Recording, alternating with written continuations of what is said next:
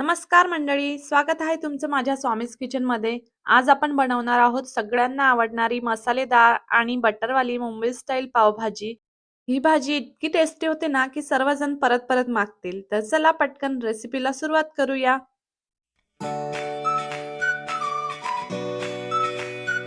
आता पावभाजी बनवण्यासाठी ना आपल्याला काही भाज्या लागणार आहेत. तर बघा इथं मी बटाटे घेतले आहेत. 3 मोठे बटाटे होते. ते छान सोलून मोठ्या-मोठ्या साईजमध्येच कापून घेतले आहेत. फ्लॉवर घेतला 1 बाउल भरून, अर्धा बाउल मटार घेतले आहेत आणि फ्लॉवर आणि बटाटा छान स्वच्छ धुवून घेतला 2 पाण्यानी. सोबतच इथं मी 3 टोमॅटो घेतले आहेत. ते कापून घेतले. 2 कांदे घेतले आहेत. ते बारीक कापून घेतला. 2 शिमला मिरची घेतल्या आहेत आणि ही भाजी ना 4-5 लोकांसाठी आरामात पुरते. सोबतच थोडं बीट घेतलाय आणि बीटमुळे ना भाजीला खूप छान कलर येतो. तर थोडं बीट घेतलं आणि नाही घेतलं तरीही चालतं. कलरसाठीच आपण यूज करणार आहे तसं पण. आता ह्या सर्व भाज्या ना कुकरमध्ये घालायच्या आहेत. इथं बघा मी कांदा, टोमॅटो सुद्धा कुकरमध्येच घातला आहे आणि थोडीशी हळद घालायची आहे, थोडं मीठ घालायचं आहे चवीपुरतं आणि पाणी घालून ना ह्या भाज्या छान उकळून घ्यायच्या आहेत. त्याच्यात 3-4 शिट्ट्या करून घ्यायच्या आहेत आपल्या कुकरच्या म्हणजे आपल्या भाज्या ना छान मऊ शिजतील. तर इथं बघा आणि जास्त पाणी नका टाकू, नाहीतर पाणी ना कुकरमधून बाहेर येईल. कारण आपल्या भाज्यांमध्येच ना थोडं पाणी असतं, त्यामुळे ना जास्त पाणी नाही घालायचं आणि इथं बघा आपल्या भाज्या छान उकडल्या आहेत. 3-4 शिट्ट्या झाल्या आहेत इथं कुकरच्या. 4 शिट्ट्या करून घेतल्या मी. इथं बघा मस्त मऊ झाल्या आहेत भाज्या. आता ना कुकरमध्ये जे एक्स्ट्रा पाणी आहे ना, ते काढून टाकायचं आहे एका बाउलमध्ये, काढून ठेवायचं आहे आधी आणि नंतर ह्या भाज्या छान मॅश करून घ्यायच्या आहेत. तर इथं बघा जेवढं एक्स्ट्रा पाणी होतं ना, मी ते एका साइडला काढलं आहे. हे पाणी फेकायचं नाही आहे. हे पाणी आपल्याला लागणार आहे. फक्त ना मॅश चांगल्या होतात पाणी साइडला काढलं की. त्यामुळे ना मी पाणी थोडं साइडला काढलं. इथं बघा मॅशरने असं छान मॅश करून घ्यायचे आणि जास्त मॅश नाही करायच्या. थोड्याशा क्रंच ना छान लागतात भाजीमुळे. नाहीतर जास्त मॅश केली तर गिळगिळीत होते ती पावभाजी. तर इथं बघा जे पाणी होतं ना बाउलमध्ये ते मी या भाजीमध्ये टाकलं. आता कुकर ना मी एका साइडला गॅसवर ठेवला आहे आणि दुसऱ्या साइडला ना मी फोडणीची तयारी करते. तर इथं बघा एक छोटा पॅन घेतलाय त्याच्यामध्ये थोडं तेल आणि थोडं बटर घेतलं. नुसतं बटर घेऊ नका, थोडं तेल पण घ्या. त्यामुळे ना बटर जळत नाही. आणि आता बघा तेल गरम झालं की 1 चमचा जिरं घालायचं, 1 चमचा आलं लसूण पेस्ट घालायची 1-1.5 चमचा आणि हे छान मस्त तेलामध्ये होऊ द्यायचं आणि नंतर याच्यामध्ये तिखट घालायचं. मी इथं 2 चमचे ना काश्मीरी लाल तिखट घालते आहे काश्मीरी मिरचीचं. तर त्यामुळे ना भाजीला कलर पण खूप छान येतो आणि जास्त तिखट सुद्धा होत नाही. पण तुम्हाला जर झणझणीत पावभाजी आवडत असेल ना, तर थोडं डायरेक्ट इथं कुकरमध्ये भाज्या मॅश केल्यानंतर 1 चमचा तिखट त्याच्यामध्ये सुद्धा टाकू शकता.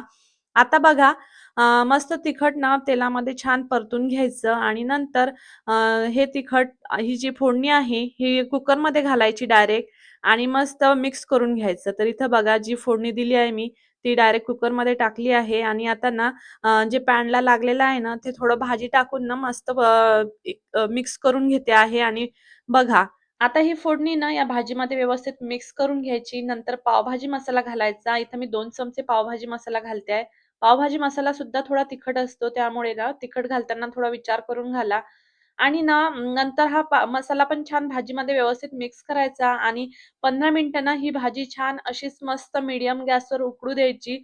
लास्टला थोडी कोथिंबीर घालायची, बटर घालायचं. बटर तर हवंच ना, पावभाजी म्हटलं म्हणजे बटर आलंच आणि बटरशिवाय पावभाजी छानच लागत नाही. त्यामुळे मस्त भरपूर असं बटर घालायचं आणि 15 मिनिटं ना मस्त मीडियम गॅसवर उकळी आणायची. त्यामुळे बघा भाजीला पण खूप छान कलर येतो आणि पाण्याची कन्सिस्टन्सी ना तुम्हाला जशी हवी आहे त्यानुसार ॲडजस्ट करू शकता. तुम्हाला जर इथं कन्सिस्टन्सी कमी वाटली, घट्ट वाटली जास्त भाजी, तर तुम्ही थोडं गरम पाणी सुद्धा घातलं तरी चालेल याच्यामध्ये. पण माझं पाणी ना भाज्यांचंच ते व्यवस्थित झालं होतं, त्यामुळे मी एक्स्ट्रा पाणी नाही घातलं. आता भाजी एका साइडला उकडते, तोपर्यंत आपण पाव भाजून घेऊया. आता तव्यावर किंवा एखाद्या पॅनमध्ये बटर घालायचं आणि पाव भाजून घ्यायचे. इथे तुम्ही थोडा पावभाजी मसाला सुद्धा घातला तरीही चालेल. अजून छान लागेल. पण मी तसंच बटर घालून भाजून घेते आहे. तर इथं ना मस्त असे गोल्डन ब्राउन होईपर्यंत थोडेसे हे पाव भाजून घ्यायचे आहेत. आणि ही पावभाजी ना मला जेव्हा स्वयंपाकाचा कंटाळा येतो ना, तेव्हा मी ही अशीच पावभाजी बनवते. झटपट सुद्धा होते आणि जास्त भांडे सुद्धा लागत नाही. बघा इथं काही कढई वगैरे आपल्याला लागली नाही. लगेच मस्त कुकरमध्ये सर्व भाज्या झाल्या आणि बस एक फोडणी दिली की भाजी तयार. आणि ही भाजी टेस्टला पण इतकी छान लागते ना, तुम्ही नक्की एकदा ट्राय करा ही रेसिपी. ही पावभाजीची रेसिपी इतकी सोपी आणि झटपट आहे ना, तुम्ही जर एकदा बनवली ना, की परत-परत हीच रेसिपी बनवाल. तर बघा आपले पावसुद्धा भाजून झाले आहेत. बाकीचे पाव पण मी असेच भाजून घेते.